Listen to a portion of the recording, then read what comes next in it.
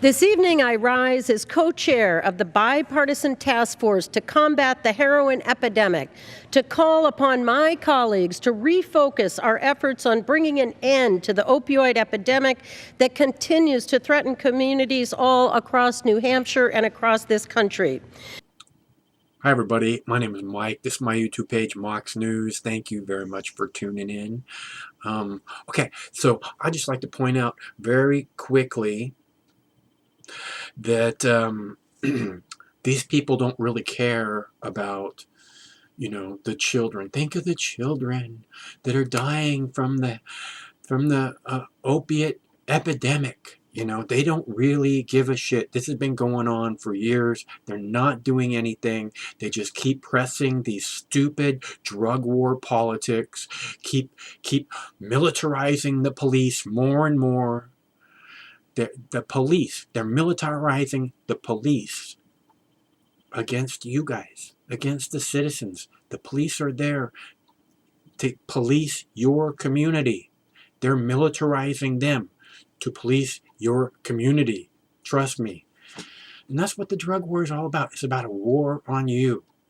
And here's the evidence that they don't give a shit about your children or whoever ODing on heroin and opiate pills. The proof that they don't care is that we've seen study after study that shows states that have legalized medical marijuana have far less overdose deaths, far less heroin overdose deaths, far less pills overdose deaths, far less per capita overdose deaths. Okay, like 50% less. So if these actors, these professional theater people really cared, they'd say, we have to end this war on marijuana. We must legalize marijuana now, and we can cut 50% of the overdose deaths across the country. That's how much they don't care. They don't even mention this, that it could be cut immediately across the country by simply legalizing an herb. Cannabis, God's second greatest gift to mankind. And I needed to point that out because, they're all, oh, these poor people, but they don't really give a shit. Because they're educated. They get sent these studies by 1,000 people when a new one comes out. They're like, look at this. This is how we fix this problem partially. They don't give a shit about fixing it. They want to use it to their advantage to push whatever agenda it is that they have on their agenda. Know what I'm saying? Okay, thanks very much for tuning in. My name is Mike. This is my YouTube page. I hope you're finding something of value here. I'm doing a fundraiser. Need help to keep going in the year 2016. Can't do it without you guys. The only way it's going to keep going is with you guys. So if you'd like to help Mox News stick around in 2016, it is easy to do. Go to moxnews.com and kick me down a little something. Come on, somebody buy me lunch or something, please. It makes a big difference in my world when someone reaches out and says, hey, thanks, buddy. Thanks very much. We're glad you're here. It makes a big difference in my world. So please, if you can, do that today. Thanks very much again for your continued support. And one of these days, this war is going to end. This drug war on your children is going to end. It is up to you and I to do it because the people in this video aren't going to make it happen. Thanks again. Thank you, Mr. Speaker. This evening, I Speaker's announced policy of January 6, 2015. The gentlewoman from New Hampshire, Mrs. Custer, is recognized for 60 minutes as the designee of the minority leader. Sorry. Thank you very much, Mr. Speaker. This evening, I rise as co-chair of the bipartisan task force to combat the heroin epidemic, to call upon my colleagues to refocus our efforts on bringing an end to the opioid epidemic that continues to threaten communities all across New Hampshire and across this country. The opioid epidemic has grown to historic proportions. Our medical providers are struggling to keep up with the flow of overdoses entering our clinics and to secure treatment for those who need it. Our law enforcement and first responders have taken on the burden of responding to more and more potentially dangerous situations when a call for help comes in, and these calls are becoming more and more frequent. Statistics now show that more Americans die from drug overdoses than do in car crashes in this country. In my home state of New Hampshire, the opioid epidemic continues to grow. In 2015 alone, the total number of drug deaths in the Granite State exceeded 400, more than one per day, far surpassing the current record of fatalities set just last year at 324. There is no doubt that these numbers are staggering, but behind each and every one of these numbers is a daughter or a son, a mother or a father, a community leader, a neighbor whose life was precious and whose death has inflicted terrible pain on loved ones. For every life lost, there are also many more individuals and families whose lives have been forever changed by opioid misuse. We must never forget or overlook what each number represents. As the epidemic has continued to infiltrate communities across New Hampshire and New England, experts and advocates have risen to challenge opioid abuse in a number of important ways, sometimes from unexpected places. My dear friend Chris and I have known each other for years now, and she's taken it upon herself to be a champion of this issue. Through her unique position as a premier cosmetologist in the state and the makeup artist of choice for many of the presidential candidates that pass through New Hampshire during primary season, Chris has forced a conversation about the need to end the opioid epidemic onto the national stage. Chris has emerged as a leader on the issue back home, and she and her husband Mark continue to display remarkable courage and strength as she shares the story of her stepdaughter Amber, who's with me here today in this chamber, who lost her life to a heroin overdose. Chris's hope is that her experience might help enact real change. And so with Chris's and Mark's blessings tonight, it's my honor to share Amber's story with you. As Chris puts it, Amber was the girl who helped everyone else. Tragically, she could not help herself once she took that first drug at the young age of 15.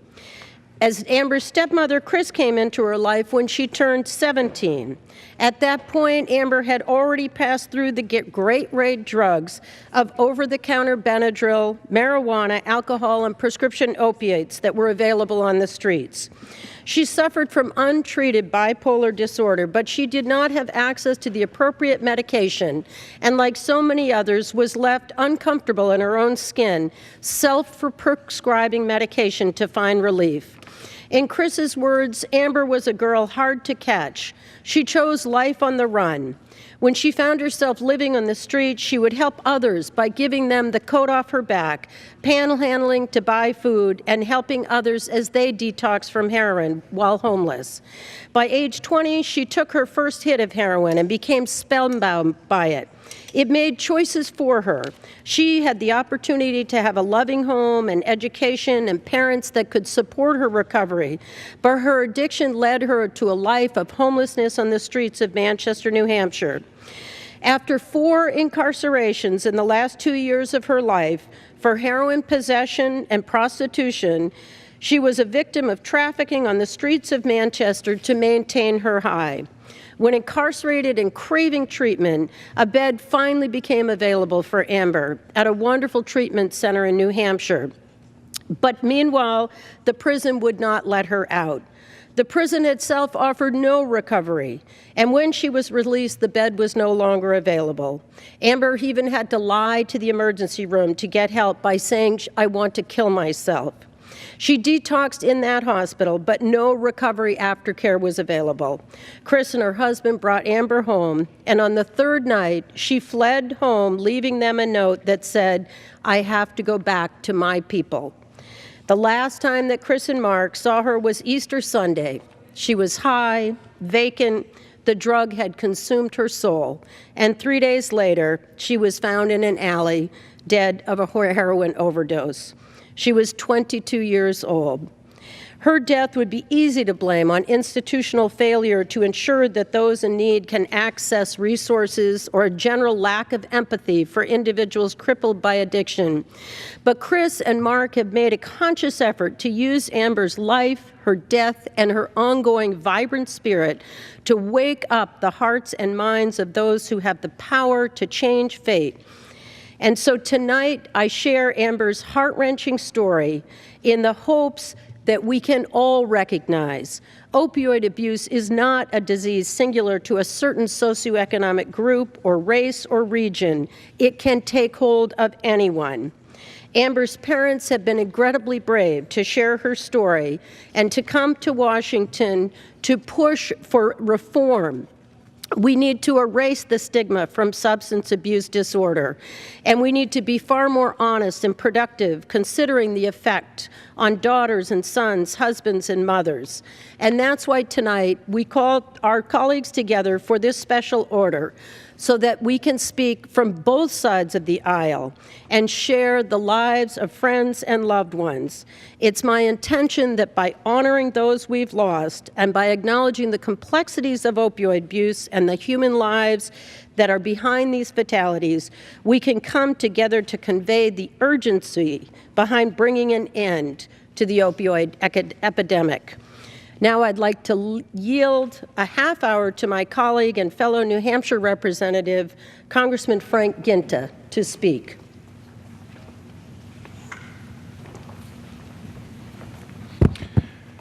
I thank the gentlelady for yielding, and I would like to yield myself as much time as I may consume. Mr. Speaker, I'm proud to join bipartisan members, Republican and Democrats from around the country, to talk about heroin use, an increasingly deadly public health crisis. And I welcome Chris and Mark from New Hampshire, who are here today to honor the life of Mark's daughter. A special thank you to Congresswoman Ann Kuster, my fellow Granite Stater and partner on our bipartisan task force to combat the heroin epidemic. We formed this task force last year to bring attention to opiate addiction and overdose spreading nationwide. And now over 40 House members have joined our task force and this cause. We aim to inform not just members of public, but the nation about the tragedies, the challenges that face our families, our communities, our states, our loved ones, and our friends. And we're here not just to combat this epidemic, but bring solutions not just to this body, but to every area of the nation. Congresswoman Kuster and I have held a roundtable with addiction and law enforcement experts in Concord, New Hampshire, our home state. We held a subsequent policy briefing in Washington, D.C., featuring officials from the Drug Enforcement Agency, Centers for Disease Control, and other federal agencies. They're providing a fuller picture of the scope of the problem, which in New Hampshire has claimed 400 lives in 2015. To put that figure in perspective, 1 out of every 3,000 people have died from a heroin overdose just last year. The CDC reports that nationally, overdose deaths have tripled over the last 10 years. These numbers, unfortunately, are likely to rise. But numbers don't tell the whole story. To truly illustrate the dangers of heroin use, we need to hear from fathers like Doug Griffin of Newton in New Hampshire's 1st Congressional District. At a forum yesterday in Manchester, New Hampshire, where I proudly served as mayor, he told the audience about his daughter, Courtney, who fell victim to heroin at just 20 years young. Doug remembers his daughter as an exuberant young girl who had a great sense of humor and a passion for life, until a mix of prescription pills, fentanyl, and street heroin ensnared Courtney. Like millions of other Americans, in a fatal web of addiction. Before the drugs overcame her, she plays music. She loved s'mores. She wanted to be a Marine and trained for it. But just 3 years later, Courtney was lost on the streets, in and out of rehab facilities. She no longer had the will to live. Because Courtney's situation was so dire, because it seemed like they had so few options, Doug said he and his family hid the truth from the outside world. Bravely, Doug is now telling everyone he knows about the warning signs of heroin addiction and deficiencies in our public response. Tonight is about telling the truth in order to build momentum towards better solutions. It's about putting political disagreements aside because the heroin epidemic crosses party lines. It crosses every congressional district in these United States. The truth is, addiction strikes every demographic and every geographic region. There are too many stories like Courtney's. However, we also have the wealth of ideas to combat this problem. Congresswoman Custer and I formed the bipartisan task force to gather those stories and ideas and assemble them into effective legislation. We introduced the Stop Abuse Act as the first order of business to coordinate law enforcement and public health agencies at the federal, state, and local levels. The bill targets high-intensity drug trafficking areas for special attention. Newton, New Hampshire, where Doug Griffin's daughter died of an overdose, lies on such a route just north of the Massachusetts border. The Stop Abuse Act creates a stronger prescription pill monitoring program. In fact, it was overprescribed legal opiates that hooked Courtney in the first place. Personally, I've introduced legislation to increase access to life-saving overdose medication. The Stop Abuse Act includes treatment and prevention grants to localities overwhelmed by the scale of addiction, as my colleagues gathered here tonight will continue to tell you.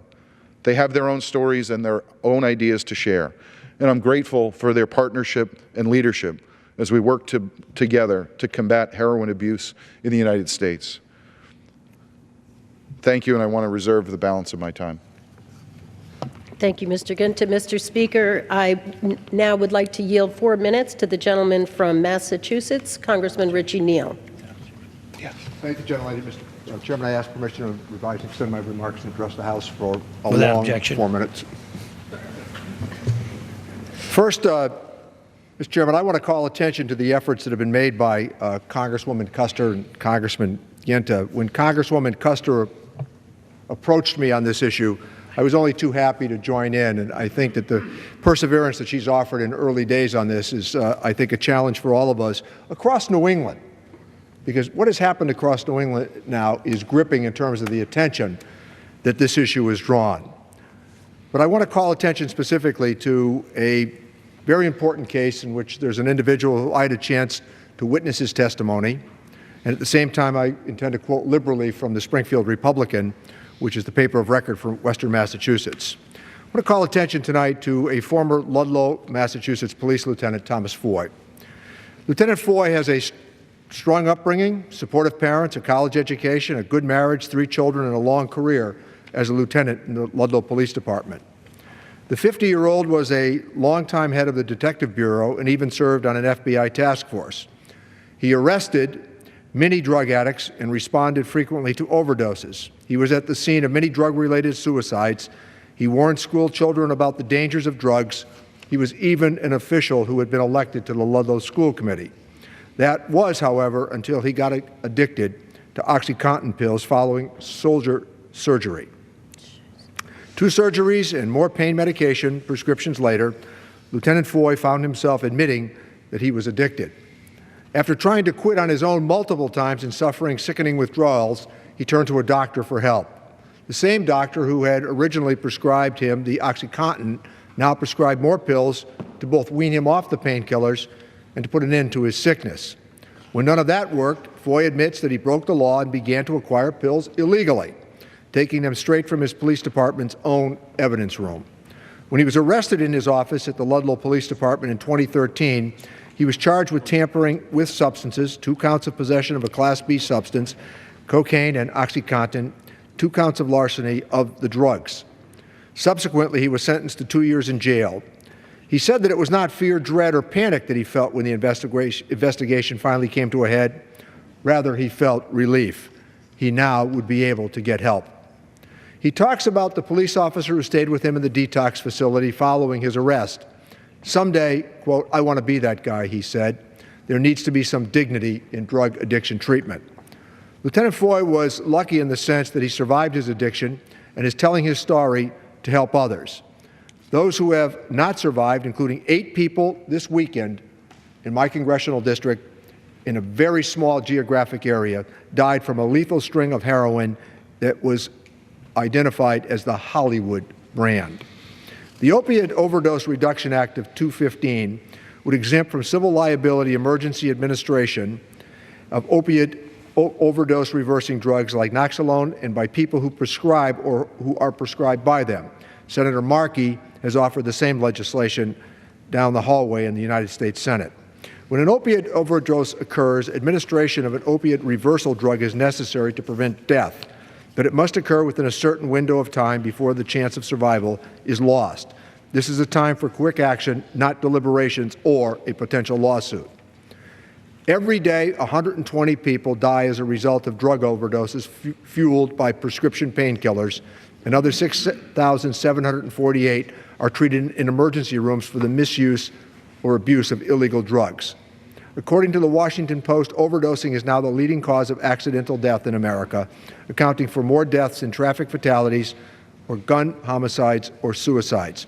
Fatal overdoses from opiate medications such as OxyContin, hydrocodone have quadrupled since 1999, accounting for an estimated 16,651 deaths.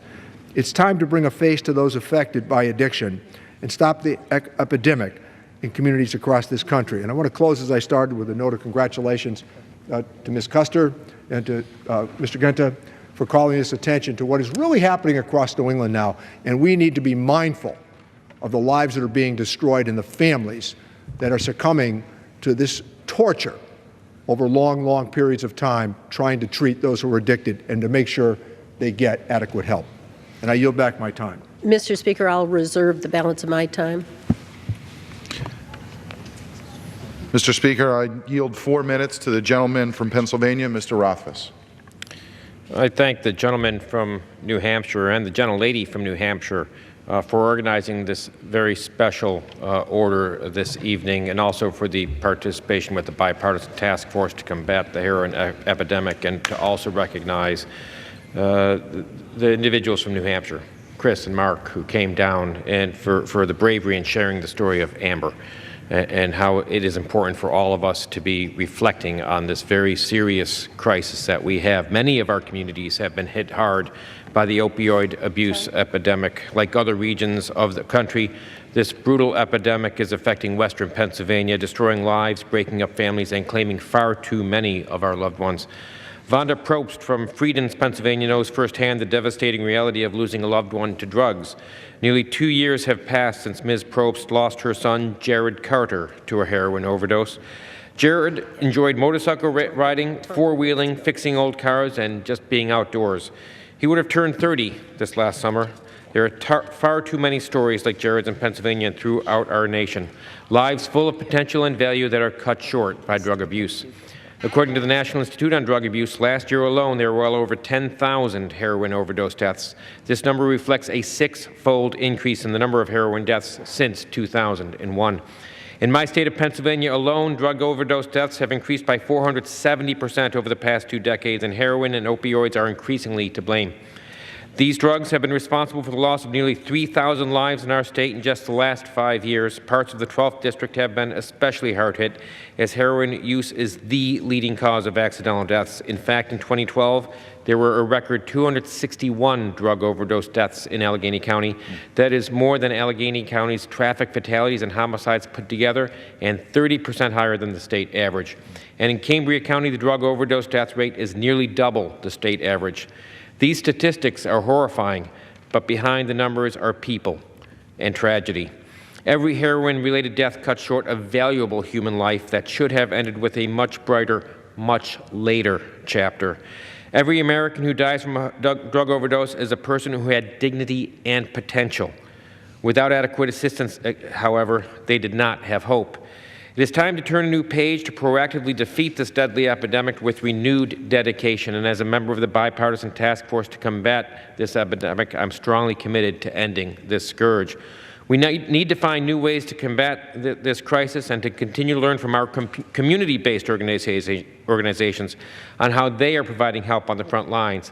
I have worked with local leaders in my district, such as Reverend Sylvia King, the pastor and founder of Johnstown's Christ-Centered Community Church, which provides drug recovery services and counseling. I've also worked with local law enforcement and other treatment groups to make sure the necessary resources are available to help those in need. Here in Congress, we also need to be looking at legislative responses to help address this issue. In the past, I've supported increased funding for the Byrne Memorial Justice Assistance Grant Program, which provides resources and support for heroin victims through prevention and education programs, as well as drug treatment and enforcement. I'm a co-sponsor of legislation introduced by Representatives Susan Brooks and Joe Kennedy, the Heroin and Prescription Opioid Abuse Prevention, Education, and Enforcement Act, to reauthorize the prescription drug monitoring programs that are so critical to local law enforcement officials, increase access to the life-saving opioid reversal drug, naloxone, and raise public, provider, and patient awareness of opioid drugs and their link to heroin. We must remember heroin's victims such as Jared Carter and so many others like him who have lost their lives.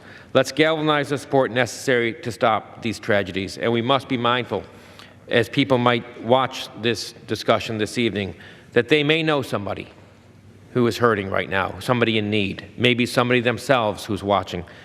Get help. Reach out. Don't do this alone. I thank the gentleman from New Hampshire. I thank the gentlelady from New Hampshire who organized this special order. I look forward to continuing the work back home and here in D.C. to address this crisis.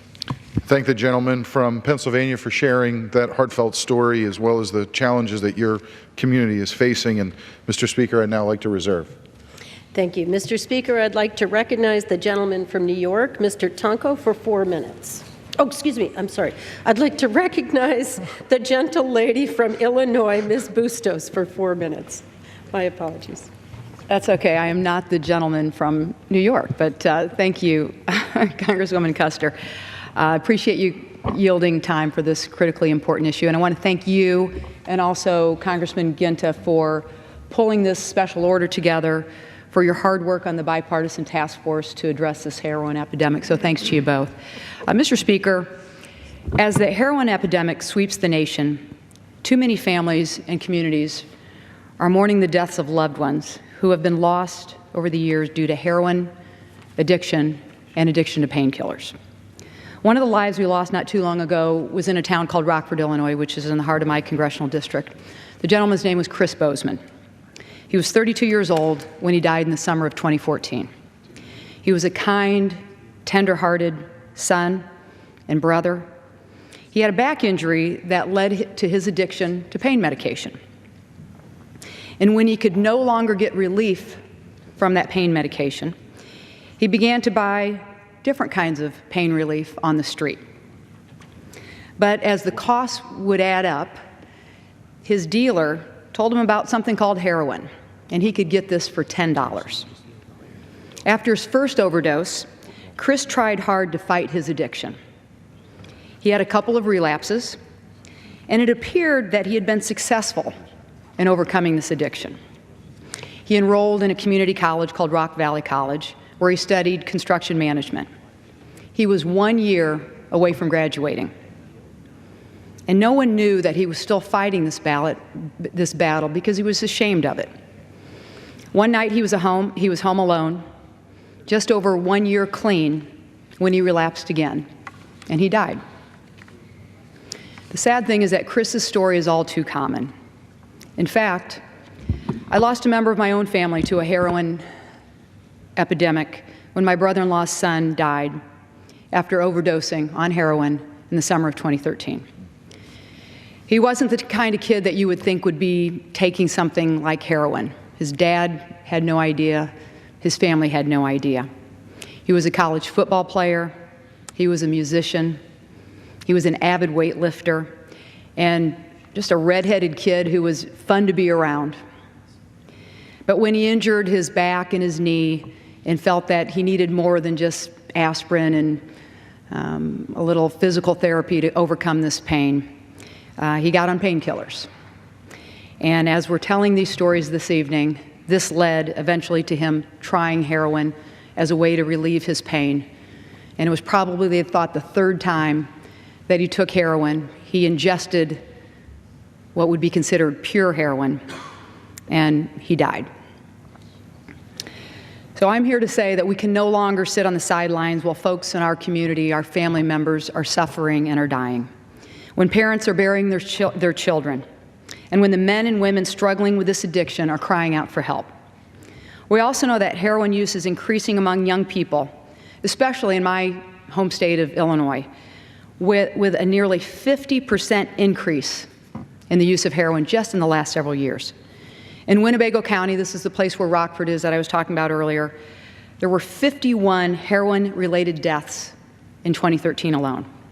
In Peoria, which is also in the heart of my congressional district, emergency responders see at least one heroin overdose every single day. Perhaps most troubling is not just this rapid increase in the usage or the rising number of overdoses, but our inability to treat those who need it most. While heroin use is increasing rapidly in every region in my home state, there has been a dramatic decrease in the availability of treatment. In fact, Illinois ranked worst, last in the nation, in the overall decline in treatment capacity. So while we're at the height of this heroin epidemic, at the height of it, last year, our governor proposed a budget that would cut our already inadequate state-funded treatment programs by 60%. So to make matters worse, the ongoing budget crisis in Illinois has gutted funding to treatment programs like one in my district of Rockford. It's called Remedies Renewing Lives. That's why next week, when the President gives his State of the Union, my guest will be a guy named Gary Halbach, who's the president of Remedies. So he can witness the State of the Union, and he can talk about the important work that he and his colleagues at Remedies are doing every single day. So under the pressure of tremendous budgetary shortfalls, Gary and his team have been on the front lines providing treatment for heroin addicts and support for victims of domestic violence. We will not end the heroin epidemic if the programs that have been proven to help continue to be undermined and significantly underfunded. We cannot turn a blind eye to the families and the communities that have been affected by the heroin epidemic. They deserve better, and they deserve solutions. And I yield back the balance of my time. Thank you, Ms. Bustos, and I reserve the balance of my time. I would like to say for the record that this concept of bringing the faces of addiction to the floor of the House was Ms. Bustos' idea, so thank you for that. I reserve. I thank the gentlelady from New Hampshire. I'd like to yield 4 minutes to the gentleman from Michigan, Mr. Wahlberg. I thank the gentleman, and Mr. Speaker, appreciate the opportunity to speak tonight. As I step to the podium, I noticed that two of the values that America has etched into or carved into the Speaker's rostrum, liberty, and then to my left, peace. Two values that we hold dear, yet two values that are lost to people when they come under the cruel, cruel domination of heroin and other opiates. So it's good for us to talk about this tonight, but more importantly, to do something about it. I want to thank Congressman Ginta and Congresswoman Custer and my colleagues who are participating in this special order to highlight the ongoing epidemic of heroin and prescription drug abuse. I rise today as a member of the bipartisan task force to combat the heroin epidemic to discuss a growing public health crisis in the United States, but more personally, a crisis occurring in my home district, the Michigan 7th. You see, we can talk statistics over and over again, but really this is all about lives, friends, family, neighbors, people that are highly respected and people that we wouldn't know, and yet they're impacted. The tragic stories of prescription drug abuse and fatal overdoses hit close to home in far too many Michigan communities. Through September of this year, Washtenaw County, the home of the University of Michigan, suffered 41 opioid overdose deaths.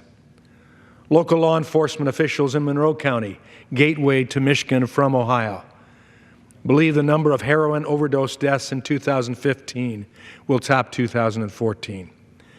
In Jackson County, the center of the state, the total number of drug overdoses has nearly tripled in the last 5 years, and in 2015, 131 overdoses were reported. These are troubling statistics, but again, they're about lives, people. Behind these numbers are real individuals and families who've been affected by this tragic epidemic. On May 17, 2010, Andrew Hurst died of a heroin overdose at the age of 24. For his father, Mike Hurst, a respected business person in Jackson, Michigan, this tragic loss has led him to dedicate himself to stopping heroin overdoses in the Jackson area by sharing the experience of his son's death and the life of his family. For the past 5 years, Mike has counseled addicts, supported families, and mentored at-risk youth away from heroin and opiate drugs through his foundation, Andy's Angels. In addition, he's led educational efforts to inform people of the link between prescription opioid use and heroin addiction. He has also teamed with local police agencies to investigate heroin dealers to eliminate access points for this deadly drug. Recognizing his tireless efforts, the Jackson Citizen Patriot newspaper recently named Mike Hurst their Citizen of the Year. Fortunately, Mike isn't done and isn't alone in this fight. Across Michigan's 7th District, communities are ramping up education and prevention efforts as well as enforcement strategies. For example, Monroe County recently held their 3rd annual Prescription Drug Abuse and Heroin Summit. Jackson County held their 2nd Drug Summit in December, and the County Prosecutor's Office plans to host a series of additional meetings in 2016, and I applaud them for that. Local efforts to raise awareness and fight this growing epidemic are also underway in Branch, Eaton, Hillsdale, Lenawee, and Washtenaw counties. Fighting against heroin and opiate abuse will take the work of citizens, treatment providers, law enforcement, and elected officials, including each of us, at every level. In Congress, we must continue to pursue legislative solutions to improve coordination between federal agencies and the states and equip our first responders on the front lines. Just as importantly, Mr. Speaker, we can promote awareness in our communities and support those who have been affected by this crisis. Tonight's speeches aim to raise the profile of this issue, to increase education, and to honor people like Mike Hurst, who are fighting to save others from the dangers of drug overdoses, and to bring liberty and peace back to people's lives. Thank you, and I yield back. I want to thank the gentleman from Michigan for outlining through the lens of liberty and peace the challenge that Andrew Hurst and his father, Mike, have endured, and my heart is with them and your constituents. And I want to thank you for your hard work on the bipartisan task force and look forward to continue your leadership in Michigan and here in Washington, D.C. Mr. Speaker, may I inquire as to the remaining time? The gentlewoman from New Hampshire has 13 minutes remaining. And how many? It's a total 13. So my understanding is that we have 13 minutes to conclude for our special order. So at this time, I will yield to the gentlelady from New Hampshire. Thank you, Mr. Speaker. I'd like to recognize the gentleman from New York, Mr. Tonko, for 3 minutes. And I thank the gentlelady and the gentleman from New Hampshire, our colleagues who have made available the special order this evening through the auspices of Bipartisan Task Force to combat the heroin epidemic. As co-chair of a similar panel, the Bipartisan Caucus that addresses addiction, the disease of addiction, it is important, I believe, to share information and encourage response out there from the general public to drive the policy process here in Washington. According to SAMHSA's National Survey on Drug Use and Health, the use of heroin has almost tripled in the past 8 years, going from 161,000 in 2007 to some 435,000 in 2014. Much of what is fueling this epidemic has been the proliferation of stronger and stronger prescription drug painkillers. Many individuals first get addicted to these prescription drugs and then turn to heroin as a cheaper alternative. 1 in 15 people who take prescription pain relievers for a non-medical use will try heroin within 10 years. These statistics are sobering and require a degree of response, an ultimate response with great emergency. I have seen these issues firsthand in my district, and all of my colleagues are acknowledging here that it's beyond the Northeast, it's penetrating our nation.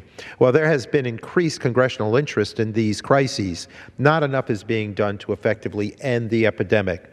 First, we need to increase funding for the Substance Abuse Prevention and Treatment Block Grant.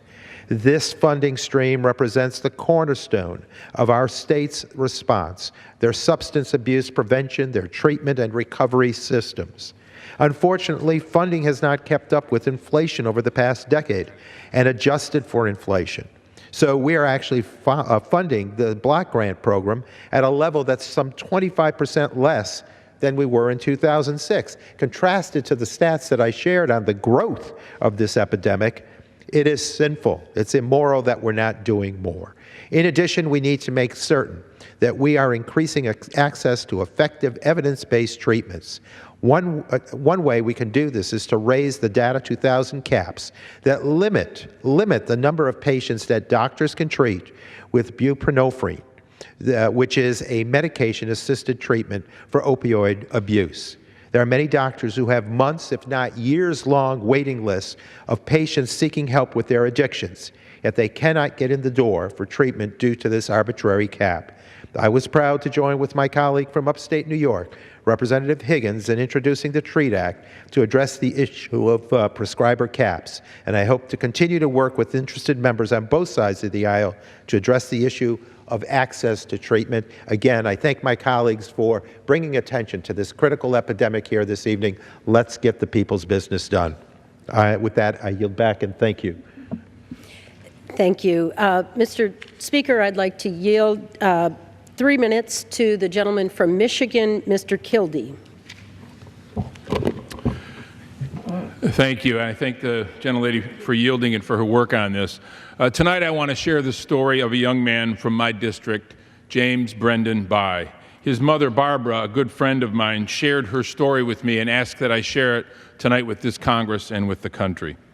Brendan was born on August 3rd, 1989, followed by his sister, Megan Elizabeth. Their father left early on, leaving Barbara as a single working parent. Another sibling, Preston Nowak, blessed them in 1999. Brendan was a wonderful kid, a respectful young man, an honor student. His love of playing sports was never realized because of asthma. His senior year of high school, things changed. He became paralyzed with fear, couldn't go to school, dropped out, spent a year looking for help. Met friends that turned out to be bad influences, made experimental choices. His mother was aware of this sudden change, saw the signs of anxiety and depression. Brendan, though, got his GED, started a job at 18, grateful for work in a city with high unemployment. But he struggled through his early 20s. His mother did everything in her power to help him. As a single mom, she worked and raised a family of 3 on 1 paycheck, often finding herself needing to look for help, including Medicaid. But for Brendan, because his symptoms of mental illness were not so easily recognizable, help was harder to get. He was not properly diagnosed nor treated. His treatment plan did not work. It was not successful. As he sunk further into depression, prescription drugs led to illegal drug use. He self-medicated. His mother, Barbara, did not share her home life with others. For her, it was an element of confusion, shame, that became the norm. Unfortunately, in their community of Grand Blanc, heroin was readily available, and like lots of communities, lots of kids from all backgrounds were using and dying from heroin. Brendan first overdosed when he was 24, was saved by his grandfather, Al, who helped him get into rehab, and he was able to get treatment, ongoing treatment, at Sacred Heart in Flint. where he had a great counselor who helped him. Things were looking up. Last year, Barbara was happy. All 3 of her kids were employed for the first time. Their future looked bright, and heroin, it seemed, was gone out of Brendan's life. He started taking medication prescribed by a doctor to reverse the effects of heroin, volunteered at a food bank, loved nature, loved his pets, loved his brother and sister. His relationships flourished, especially with his Aunt Amy, Aunt Carla, and his cousins. And as Barbara told me, he was a beautiful person inside and out. But at the end of August this last year, things changed again. He was taken off prescription medication. And a short time later, his mother and sister found him collapsed in his bedroom. Brendan, at the age of 26, on September 8 of last year, died. For Brendan, he's now in heaven. His struggles with mental illness and addiction are gone. For his family, his friends, they continue to grieve. Barbara has become an advocate. She wants to make sure we honor Brendan and his life by making sure that those who need health care can get health care, those who need mental health services can get mental health services. Her message, and really Brendan's message, is that we have to do more as a society and as a nation to deal with this incredible problem. It's the way we honor those that we have lost. It's the way we honor Brendan. And with that, Mr. Speaker, I yield back.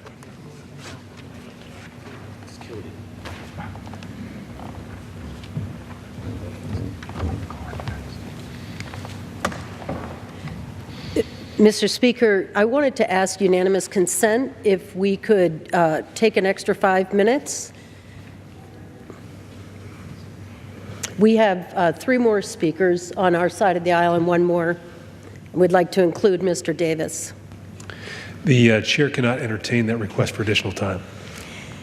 I'm happy to yield. I'm happy to recognize Mr. Davis for 2 minutes.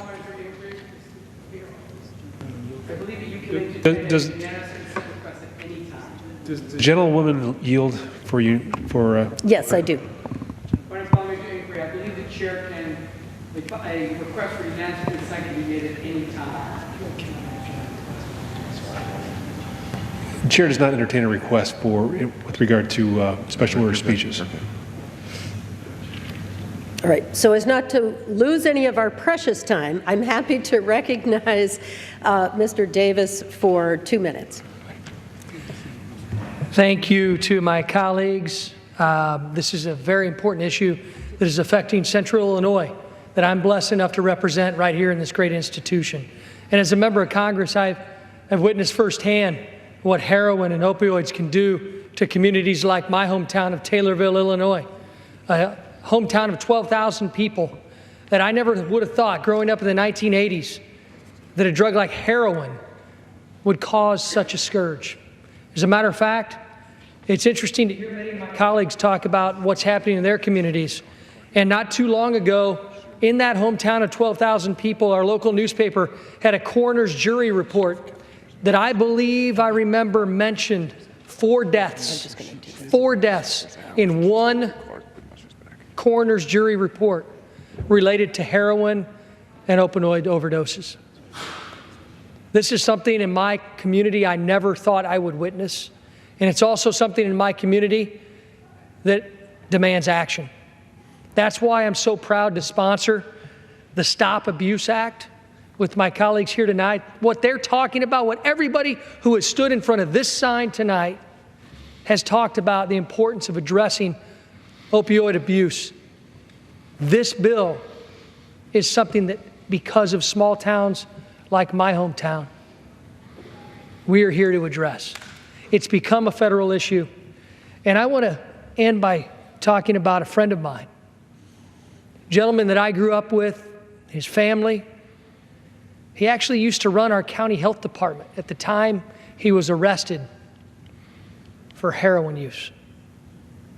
Who would have thought that in a town of 12,000 people, the director of the county health department would be addicted to heroin? It doesn't matter what your socioeconomic status is. It doesn't matter what your job is. And it doesn't matter where you were born or who you were born to. You too can become addicted to heroin. And that's why We've demanded action tonight. That's why I'm thankful to be here. That's why I'm thankful to be able to help each and every one of my colleagues in a bipartisan way address this problem. And Mr. Speaker, we're going to do something about this issue, and I yield back the balance of my time. Thank you, Mr. Speaker. I recognize the gentlelady from Ohio, Ms. Kaptur, for 2 minutes.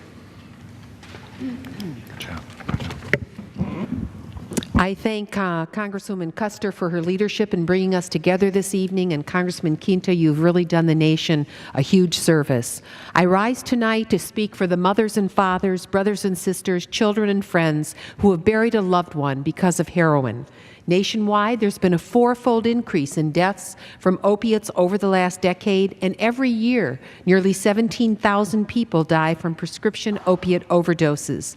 Over 8,000 die from heroin overdoses, and more than 400,000 seek treatment in emergency rooms. In Ohio alone, heroin kills an average of 23 people every week, more than 1,100 persons per year. Heroin and opioid abuse is not a criminal justice issue alone. This nation must recognize this addiction as the overwhelming, powerful chemical dependence condition it is. Concurrently, too, it is often a mental health and medical crisis as well. They tell us the annual financial cost for our society now is over $33 billion a year, and that's based on 1996 figures. But the gravest cost is in lives lost and grief felt by those loved ones whom the overdose victims leave behind. I think of the family of my own district staffer, Teresa Morris, who lost her beloved cousin, Angel Kidd, Angelique, this past July to heroin. Angel grew up in a working-class family, got married young, had 2 children, went to work in food service, and one night on her way home was in a terrible car accident and was given opioid pain medicine to help her with her discomfort. As she regained strength, she found it difficult to live with chronic pain and turned to other prescription medication and eventually to illegal substances in order to cope. She and her husband eventually divorced, and she became somewhat depressed, and as her addiction grew, the price of her prescriptions rose. She turned to the cheaper substitute, heroin. She eventually lost her job due to poor performance and began withdrawing and even stealing from her family and got into trouble. It was a horrible descent. She died on Friday, July 24th of 2015, this past year, of combined drug toxicity. She was 41 years old. She was a mother, a daughter, a sister, a niece, a cousin, and a grandmother. And there was no obituary in the paper, no public visitation, just a quiet service attended by those who loved her.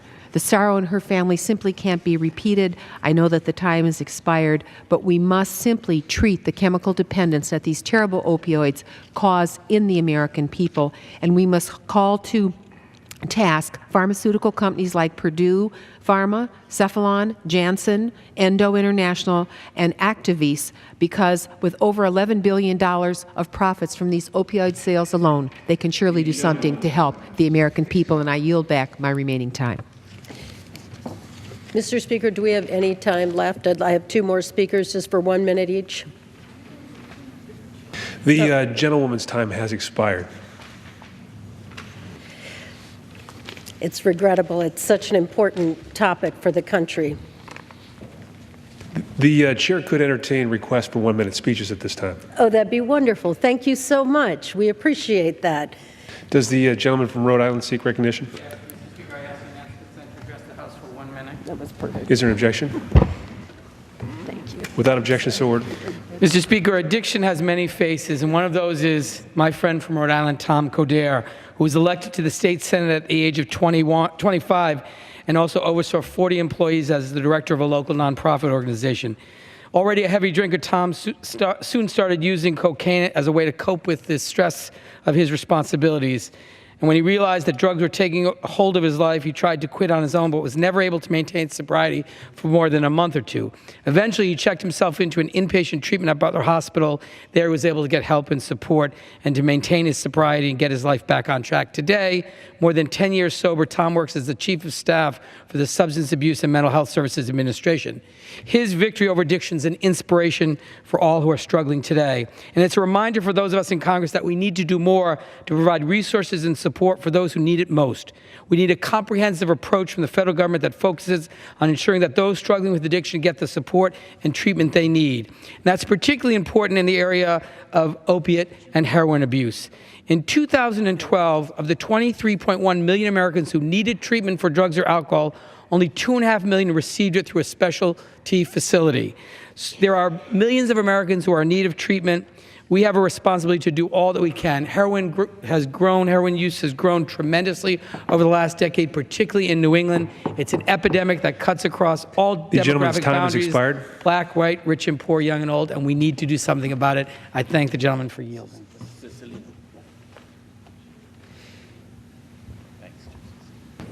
For what purpose does the gentlewoman from Massachusetts seek recognition? Mr. Speaker, I request to address the House for 1 minute. Is there an objection? Mr. Speaker, point of order. How much time will we have for our special order on the Republican side? 45 minutes. Recognition will stop at 10 p.m. Okay, I would object to the 1 minute then. The objection is heard. Mr. Speaker, if I might, we each had 45 minutes. We've taken our 45 minutes. This is the 45th. We just have 1 minute, and it's a very important topic for the country. I understand, but we're already at 9:17, and I have quite a few members here to talk about the issue we have come to the floor to discuss. Does the gentlewoman from New Hampshire seek recognition? I do, Mr. Speaker. I ask unanimous consent that all members may have 5 legislative days in which to revise and extend their remarks and include extraneous material on the subject of my special order. Without objection, so ordered. I'm the leading state sponsor of terrorism.